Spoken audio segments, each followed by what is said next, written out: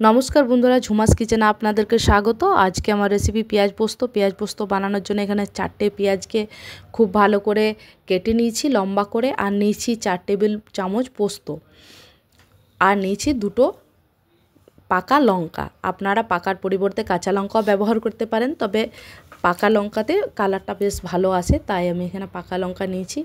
एबार सिले खूब भालो करे पोस्तटाके बेटे निते होबे।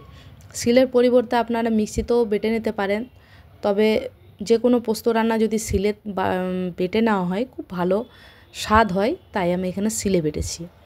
पोस्तटा खूब भालो करे बाटा হয়েছে। এবার একটা প্লেটের মধ্যে পোস্তটাকে তুলে নেব। অপরদিকে গ্যাসে একটা কড়াই বসিয়ে দিয়েছি। নিয়েছি 2 টেবিল চামচের মতো সরষের তেল আর ফোড়নে দিয়েছি কালো জিরে। ফোড়নটা সাতলে এসেছে। এবার কেটে রাখা পেঁয়াজগুলো তেলের মধ্যে দিয়ে দেব।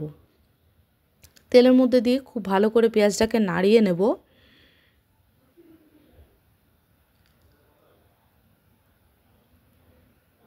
বেশ ভালো করে নাড়া হয়ে গেছে। এবার দিয়ে দেবো স্বাদ অনুযায়ী লবণ।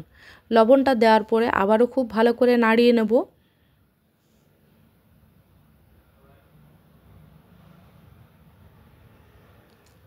এবার গ্যাসের আঁচটাকে কমিয়ে 2 মিনিটের জন্য ঢাকা দিয়ে দেব।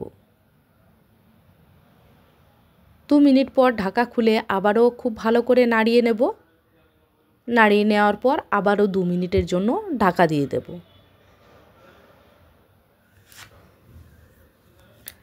আবারও ঢাকা খুলে বেশ ভালো করে নাড়িয়ে নেব। পেঁয়াজটা এখনও সেভাবে সফট হয়নি, তাই আবারও খুব ভালো করে নাড়িয়ে আবার 2 মিনিটের জন্য ঢাকা দিয়ে দেব।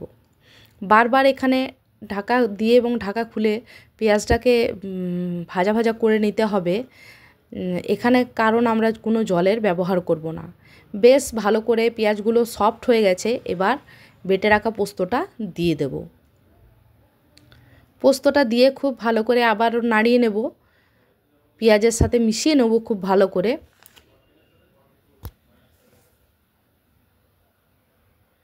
খুব ভালো করে মেশানো হয়ে গেছে।